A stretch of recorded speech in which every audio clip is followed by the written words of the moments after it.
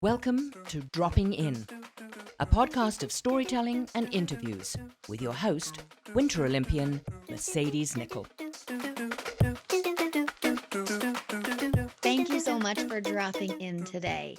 This is a series 4 of Dropping In, where I have a co-host. I decided to chat with some Team Canada Olympians and that will probably be going to Tokyo in 2020/2021, and thought it would be best to have a summer Olympian with me in the interviews. So I'm proud to have Miss Martha McCabe join me for these 10 episodes of Dropping In. We hope to help you learn and laugh along the way through this series where we chat with some Team Canada athletes. Let me introduce the sport and guest that we will be dropping in with today. This long distance foot race is different than running. There are 2 rules. The athlete's back toe cannot leave the ground until the front foot has made contact. The front leg must straighten from the point of contact with the ground and remain straightened until the body passes directly over it. Now, I was checking out some images and saw some feet off the ground. That's because these 2 rules are judged by the unaided human eye. The reason being, athletes pushing their limits can lose contact for a few milliseconds per stride. While this can be caught on film, it cannot be seen by the naked eye. These races are held on a looped course or on a track so that the judges can see the competitors several times during the race. Any guesses? I know I'll be checking out race walkers' feet and legs closely this summer. At the Olympics, race walking has 2 distances, 20 kilometers and 50 kilometers, which is men only. Now, to give you an idea of how fast race walkers go, the world record for the 20 kilometer is 1 hour and 16 minutes. And the 50-kilometer race walk world record is 3 hours and 32 minutes. So imagine walking a marathon in under 3 hours, then picking it up and walking another 8 kilometers. Now, race walkers average under 4 minutes and 4 minutes 30 seconds per kilometer in a 20-kilometer race for the top men and top women, respectively. That's freaking fast. Our guest is the fastest walker I know. I've seen him. I've made him race walk at a fashion show. Sport run in his family. His father was a national team swimmer, and his great uncle an Olympian in the 1912 marathon. He wanted to go to the Olympic Games from the age of 9 and started race walking at the age of 10. He's got a Bachelor of Kinesiology under his belt, and he's an active ambassador for kids sport, having raised over $36,000 for the charity. Now, at the 2016 Olympics, he placed 4th in the 50-kilometer race walk. Then he was upgraded to 3rd after a disqualification from a Japanese racer. But then an appeal reinstated the disqualified racer, and our guest let the results stand, keeping the 4th place. He's a Pan American Games gold medalist, World Athletics World Championship bronze medalist, a 2-time World Race Walking Team champion with silver medalist with his Canadian teammates, and he has qualified for the Tokyo Games. This son, friend, race walker, Olympian, active tweeter has found something that he's good at, and he's going to compete at his 2nd Olympics. Let's check in with Evan Dunfee. Good to know. Okay, Evan, it's good to see you. Are you ready to drop in? Absolutely. Okay, so obviously we have 10 rapid fire questions, which I think you've listened to the show and they're never rapid fire. I don't feel bad about it. Number 1, what is the average race walker's age? Average age you get your best at is like mid-30s, early 30s. Okay, nice. That was a real rapid fire one. Way to go, everybody. Yeah. And you know Martha, obviously. Yeah, of course. Cool. Yeah. Cool. We're going to go back and forth with these ones. Okay, I got number 2 here. So 50 kilometers, how often do you actually walk 50 kilometers? Uh, Quite good. Pretty much not outside of racing. Like I've done it twice, Oh. not in a race. Yeah. And then when you're like doing all the mileage you are doing in intervals and stuff, how many pairs of shoes do you go through, let's say in like a month? Do you just like, you must change them a lot? Yeah, so I used to, when I was with New Balance, I'd burn through my shoes in like 400K because they were crap shoes. Now that I'm with Newfeel, I get like closer to 1,000K out of a pair of shoes, but 1,000K is still only 5-6 weeks. Wow. What? Like, hey, wait, do you burn the rubber on them? Is that what's happening? Yeah, so I'll like go through the toe because we push off like so much on our toe. Like, Was that? yeah, just burning through the bottom of them. Hold Wow. on. I broke up there a little. You burn through the bottom of the toe? I mean, I have like burned through the top of the toe. Yeah, I'll send you a picture after. It's Okay, just please send me you a just photo. like wear out, and it's same with like tires and stuff. Like if I'm in Australia and it's 35 degrees, my shoes go way quicker because you're just the Wow. road temperature's 40 degrees and you just burn through them. In the winter, I can get through a little bit more. How many That shoes is do you wild. pack on a trip? Oh, it's wild. When I going to Australia for like 3 months, you're just like half my suitcase is shoes going there, and then you have all this space on the way back, which is great. But you learn how to pack. Like I'll be able to pack like all of my contacts in like empty water bottles or like into shoes, and like yeah, it's amazing what athletes can do when it comes to packing, as you both know. True story. True. Well, I had a snowboard bag. I always packed up too much. Too much. Okay, sorry. Number 3, when you're not running, what are you wearing on your feet? Please don't say socks and sandals. Please don't say socks and sandals. I mean, first of all, I'm very rarely running. I mean, walking. Oh my gosh. Worst post ever. I just I don't know, casual shoes. Like I wear my trainers a lot because I'm lazy, and most of the time I'm out like doing like, so I'm the kind of person that I will run to the train station because it's only 3K away. And it's like, well, it's quicker than waiting for the bus. So I like usually have like runners or like running adjacent shoes on in case you need to run somewhere. Ditto. I'm totally with you on just running places. Like it's so much faster. Why walk? Exactly. I like that. Summer Olympians versus Winter Olympians. Yeah. Okay. Number 4. What's like? How many judges are there when you're at a competition, or like what's the deal with the red paddle? Have you been shown that, or can you just walk us through that a bit? Yeah, for sure. So racing on like a 1 or 2 kilometer loop will have, at a major competition, you'll typically have like 7 judges. Smaller competitions, like when I race locally here, like you'll maybe have 3 or 4. But yeah, basically you can get these like yellow paddles that have either a little squiggly line on them or a little like right angle on them. And those signify you're either lifting with the squiggly paddle or the little angle, your bent knee. And those cautions mean nothing.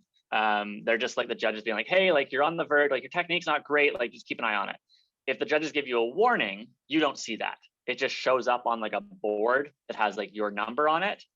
And you'll come around and you'll see the board. You're like, oh, I have 2 warnings. How'd that happen? Because you don't want to know which judges gave you those warnings, because each judge can only give you have to, so to get disqualified. So now the rules are a bit different now, but so now it's if you get 3 red cards, you get a time penalty, kind of like similar to biathlon, where if you miss your shot, you have to go penalty lap, except you just have like a penalty, you just stand in a penalty box. And it's a minute per 10K of racing. So for a 20K race, it's 2 minutes. For a 50K race, it's 5 minutes. So if you get 3 red cards, you're basically in the sin bin for 5 minutes. If you get a 4th red card, then you're disqualified. And that's where you see the red paddle. So the red paddle, it signifies that you're out of the race, completely gone. And only the head judge has that red paddle. So only the head judge can actually like show you that you've been disqualified. Wow. Has that ever happened to you? Not in a major race. We have like a small like tour in China that we do every year, where it's you get your second red card is a smaller time penalty, and I've gotten that a couple of times. But luckily, I've not had to sit in the penalty box in a major race. Was it your feet or your leg? I think I was bent knee in that one. But so really, I mean, I know it's supposed to be rapid fire, but really good story. So a lot of people only like know about the Olympics from the Sydney Olympics in 2000, when Jane Saville, the Australian, was entering the stadium. She was about to, win gold, and she got disqualified in like the runway entering the stadium, like 300 meters from the finish line. And everyone thought, oh, this is this horrible thing. How could this possibly happen? She had been disqualified like several kilometers earlier. But because only the head judge can show you that red paddle, that's where the chief judge happened to be.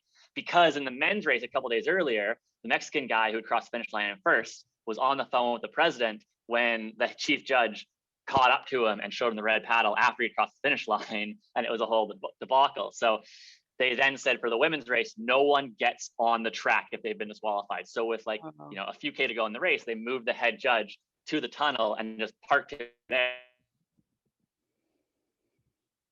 This track if they've been disqualified. We're not having a repeat of that. So yeah, just a kind of interesting story. That's one of the few things that people know about race walking. It's fun to tell that whole story. Wow. Very sadly, after the race, I mean, sport is ridiculous. That happens to you, and they shove a microphone in your face, and they asked her, well, how do you feel right now? Or what do you want right now? And she just said, a gun to shoot myself. And you can like kind of, and I think the response to that would be, don't put a microphone in front of someone exactly 10 seconds after they've been disqualified from their home Olympics in first place. Yeah. 100% agree. We learned that in media training now. Take your time, cool your jets, and then talk to the media. Exactly. Okay, well, I love that's a good insight. And honestly, I will be watching race walking in the Olympics and looking at people's feet and legs more than ever. Before I ask this next question, I have like another question for you that's not in the mix up, but it is what it is. Do you judge people's walking? Like when they're just like day to day? Yeah. Yeah, absolutely. And people's like running. More so, I see people running, and I'm like, oh man, like you should be walking. Like you're hurting yourself the way you're running. Yeah. But like if you were to walk, even just power walk or like walk with the poles, you could still be really healthy and get all these benefits, but you wouldn't be like damaging your knees the way you are and all this stuff. So that's like where I come at. It's a little bit more wholesome than like, look at that person. It's more like, oh, like no, like there's an alternative that could make this so much better for you. Yeah. I do that with snowboarding. I'm like, oh, your stance could really be a little different and you would feel a lot better. I'm not going for any walks or snowboards right now. So, I don't think either of us are getting in the pool with you, Martha. So no. Okay, number 5. What is your favorite place to walk or walk race? St. Moritz in Switzerland. Race walk. Sorry. That's okay. It's people get the idea. Walk fast, and sometimes it's a race. St. Moritz in Switzerland is like my happy place. And it's so fun to talk to the Winter Olympians because so many of the Winter Olympians know, and Mercedes, you know it from being there with Team Canada for the Youth Olympics. Like it's this magical place, but it's like this magical place in like two completely different ways. Like the Winter Olympians see it for this man-made, like this still like natural made bobsleigh track and like all the winter amazement, and then like I go there in the summer and it's just as beautiful and amazing and spectacular. And yeah, no, we go there for altitude training, and it's just the best place. Wow. And the most expensive place, Martha. The most expensive. Less so in the summer, thankfully. Nice. Evan, you're pretty active on Twitter. Is that kind of your go-to app or what? Tell us about your social media life. Yeah, I spend way too much time on Twitter at Evan Dunfee, and it's where I get my news. It's where I get my snark out. I just don't like. I like words more than I like pictures. Mm-hmm. And so even when I'm on Instagram, it's just like my captions are always like several paragraphs long because I like to convey messages through words rather than through pictures. And so I'm still on Instagram, also at Evan Dunfee. Just hit those follows up. It helps. Nice. Actually, we have a funny story about Twitter, Martha. me and Evan, when I first met him, he's like, I have been following you on Twitter for so long and you have not followed me back yet. And I was like, oh my gosh, I'm so sorry. He's like, you're still not following keep talking. Keep talking. He's like, you're still a jerk. Yeah. Anyway, following. I am following You you. see that? I'm following you. No, you are not. I'm following you. What's this on? You are not. On This is on Twitter? Twitter. This rapid fire is not ending, is it? We gotta figure this Twitter thing out. Are you kidding me? I'm following you. Did you get a new? Yeah, there we go. Oh, you guys. Okay. Oh, this is When Martha fantastic. asked This is like her- breaking news. Like we're now like investigative journalists here. Exactly. Yeah. That doesn't make okay. Do you know that my Twitter got taken over? Actually, someone pretended that they were Elon Musk in mine. Well, maybe that's. And then I've been like pretty jaded on Twitter right now. We'll just say that the hacker unfollowed me. Yeah, they must have. No, actually, they did. They unfollowed Team Canada. They unfollowed like 50 plus people. So thank you for pointing that out. I'm now following you again. That's so crazy. I freaking hate people that think that they can take your identity on the dumbest apps. There, look, I'm following you now. This all happened on dropping in. Multitasking. I need to find out who else they deleted. I hate that. Oh my gosh. Okay, I'm fine. I'm sorry. I am okay. Well, now I followed you twice. Back to rapid fire. I feel like an idiot right now. Do you listen to music while you're walking? I can't believe I'm more of a podcast person. I will listen to music occasionally, but I did my 20K just this morning, and I was listening to the Dollop the whole way along. How long did that 20K take you? It was just over an hour and a half.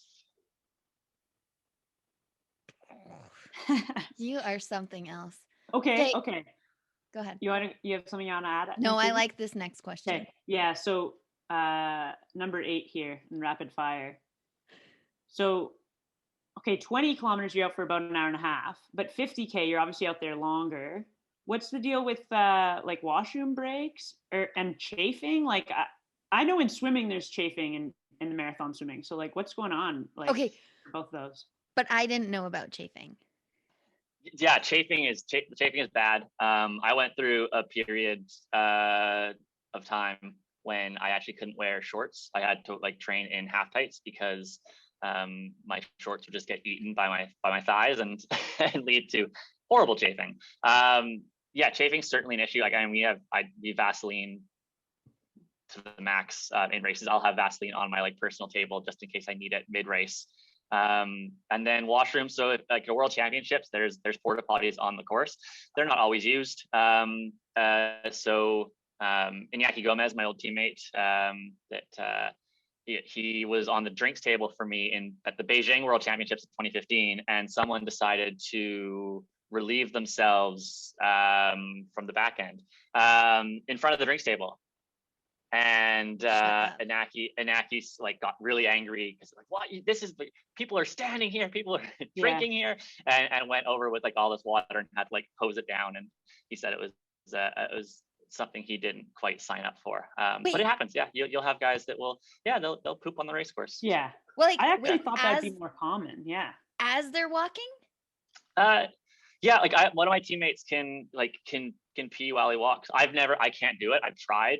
But like, yeah, and it's because you're going side to side, and there's genuinely been times when he's like fallen off the back on a training session.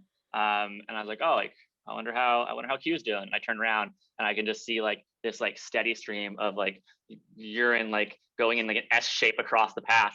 It's like, I don't know. You kind of gotta say it's impressive. It is. I'm also gonna watch this at the Olympics. Well, Paula Radcliffe, the former marathon world record holder, famously had to stop for a toilet break during the London Marathon one year. So they go into porta potties. Yeah, they can. So when Johan Diniz won the world champs in 2017, like 5K into the race, he ducked into a porta potty. Wow. Spent like 30 seconds there, hopped out. Same with Matt Toth when he won World They're not Champs in wiping. 2015. Maybe that's the key. Maybe you have to do like, because 2 of the last 3 world champions have done it. So I don't know. Maybe But we'll see you in the porta potty. Evan, just taking a moment, minutes before the race ends. Oh my God. Makes sense. I'm gonna be looking for like poop down people's legs now. Yeah, well, it happened in Rio. The French guy who was ahead of me, who went off the front, like when I caught up to him at like 25K, that was a big story. Like everyone, because he had an ulcer that blew up in his stomach, and so he had like blood and poop like down his back. And he was in front of you? He like, yeah, and we caught up to him, and then he went on and like he collapsed again at like 30 something K. He got up and finished the race. Guy finished 8th. Wow. Like just incredible. Like yeah, these 50K race walk it's genuinely, it sounds ridiculous, but it's an insane event. Yeah. Stuff happens. Sorry, which was that, the 20 or the 50? The 50. Okay. And that's leaving the Olympics. Is this really the last time it's going to be in the Olympics? Yeah. So despite all of this, the IOC has determined that no one likes it, and it's not worth keeping around. So the Tokyo will be the last 50K race walk, unfortunately. But you like it.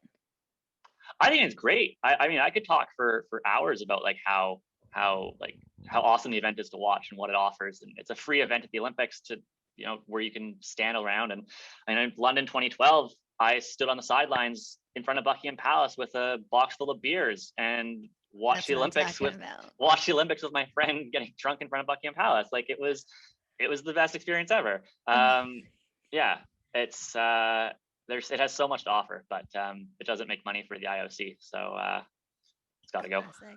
Classic. Okay, enough about pooping and chafing. Oh, do your nipples bleed? They have, yeah. You take precautions. Like it's not fun. It's the worst thing in the world. Showering for the week after is no fun. So that like you that only happens if you've like made a mistake or forgotten something. Okay. It's like is part this in of the 20 or the 50 or both? It can happen in both. It's for me personally, it's more like when if I like go for a training session and it starts raining like halfway through the training session and I haven't put like Vaseline on or put tape on, I'm like, oh no, this is gonna end very poorly. How much Vaseline are we talking? Like, how much is going on your body? I've never done this, so I am like newbie. It's just like under the armpits and between the thighs. And your nipples. Yes, nipples a little bit, or tape. Sometimes you'll just put a piece of tape over top. Tape on the nipple. Okay. The Vaseline it's big in swimming too. Like even for training for us, we put Vaseline all over before we get in. Like not everyone, but like the suit sticking in your neck, your armpits, same idea, right? This is a whole new world. I really cherish snowboarding and like baggy clothes. Yeah. Things I've never thought about. Team. Okay, back to rapid fire. Number 9, super mellow question. Movies or books? Oh, I'm not good with either. They both require, ironically, my attention span. I can walk 50K, but I can't sit through a movie. What? Yeah. Oh, you don't like to sit still. I just watched Waterworld and that's the longest movie in the world. That's like 3 hours long.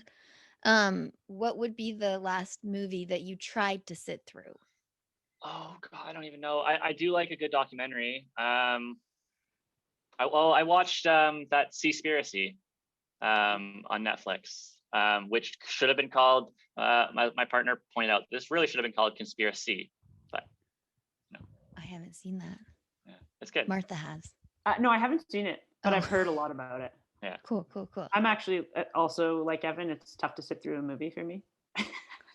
Summer athletes versus winter. But that said, I will genuinely rewatch old 50K race walks.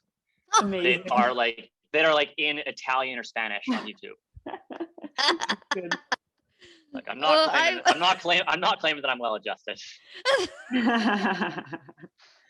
Okay, Ken, let's finish this rapid fire. We lost Mercedes to the giggle factory here. Sorry, go ahead. Okay, number 10. Going into these games, we're getting real serious now. But is there kind of a feeling of redemption for you? Not really. I mean, yeah, no. For rapid fire, no. I'm just excited to go there and stand on the start line and just have another opportunity to test myself against the best athletes in the world. Amazing answer. This will be your second. Okay, thank you for doing the rapid fire, which is never rapid, but I feel like we learned a lot. I personally learned a lot, and I think our listeners are going to be watching race walking a little more closely this summer. This will be your second Olympics.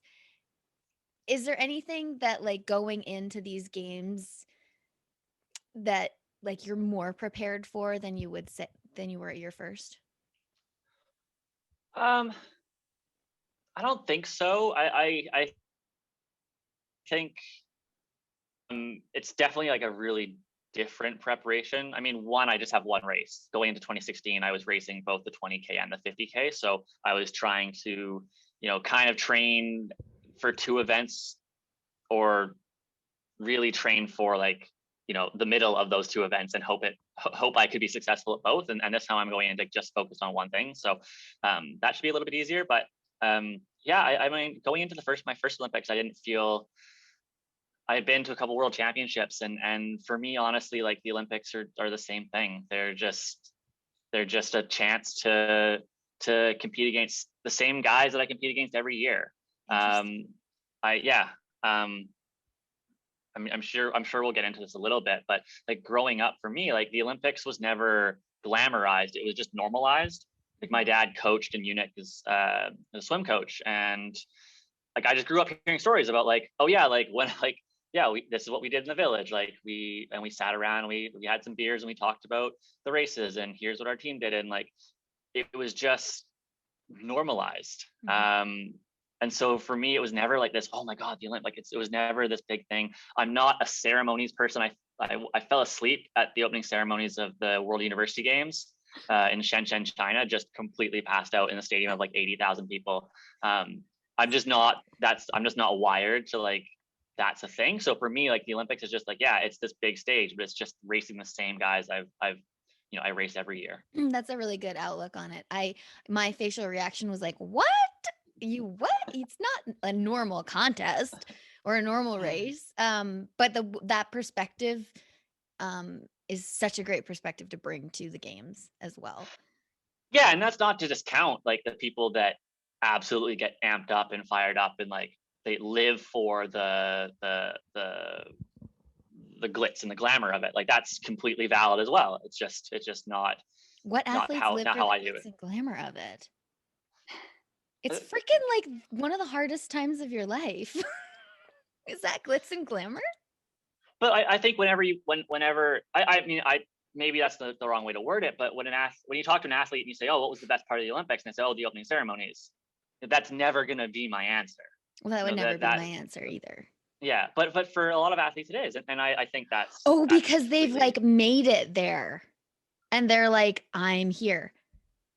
To an extent, I think it's that. I think that doesn't discount. I think there's still athletes that are there to perform and to do well, but for them, like, the lasting memory that they'll have is marching into the stadium, or whatever they get from that ceremonies. I think that's like the thing that connects or stays with them the most. And I think that's completely valid. It's just the Rio closing ceremonies, because we didn't go to opening, the closing ceremonies, there's about 3 of us that lasted about 10 minutes before we're like, do you want to leave? And we're like, yeah. So we went and got on the first bus back to the village, and got back to the village, and we're just chilled.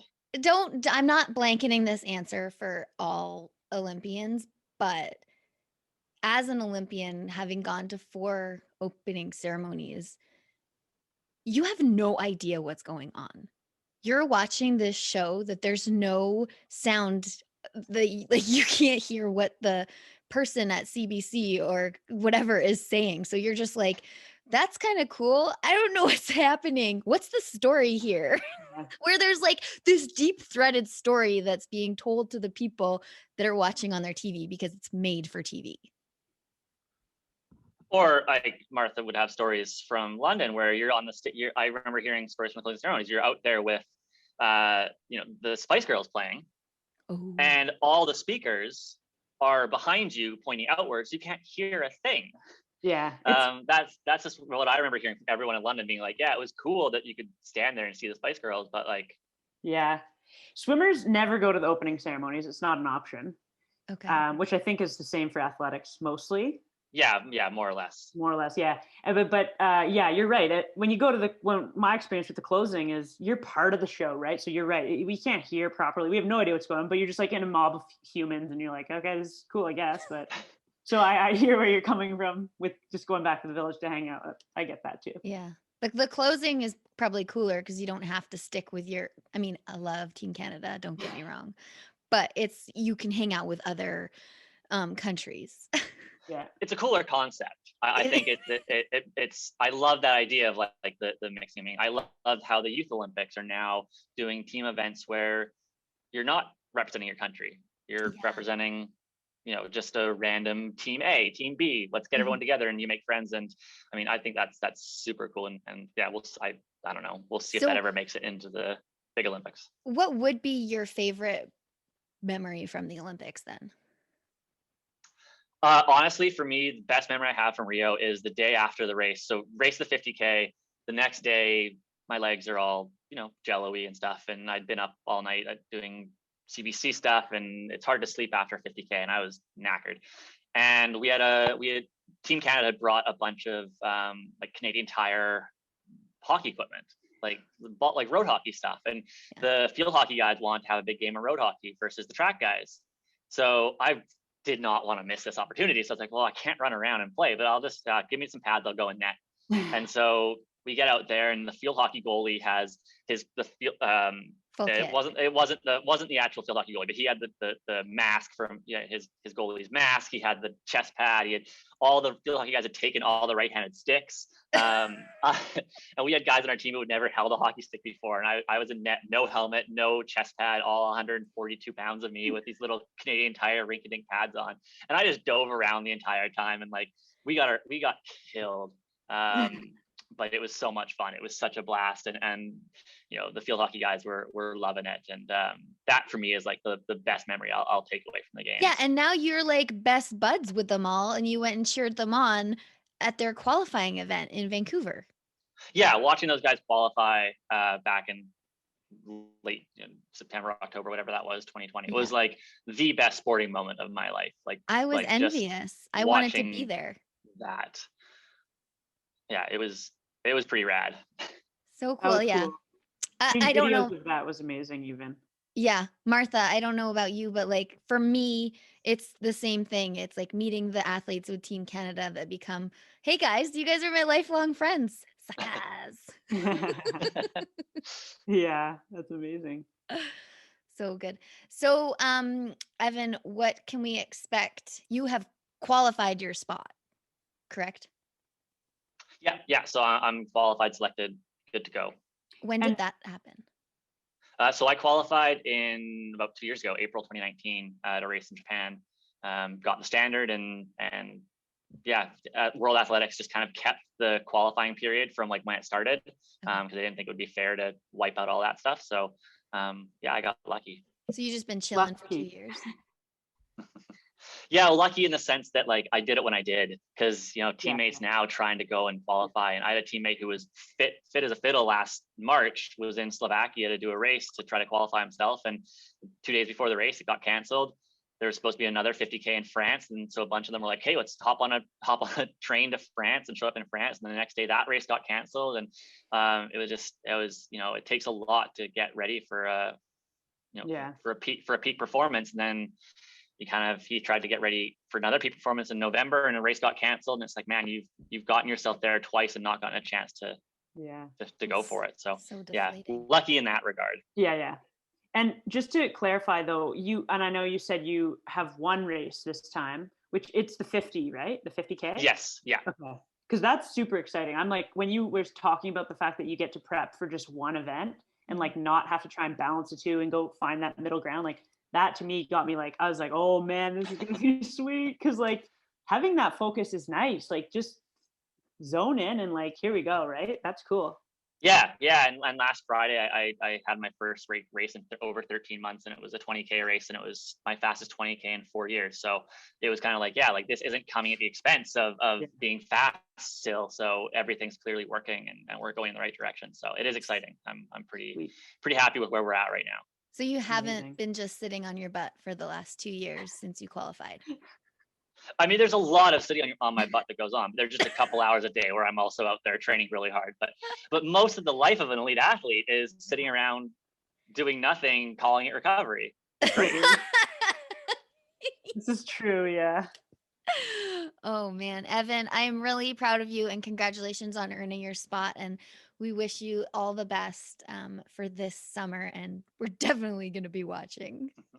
Yeah, thank you so much. It's always a pleasure to chat to you too. Where can people find you online so that they can keep up with your next races and then also follow you during the Olympics? Yeah, so Twitter and Instagram are like my main outlets.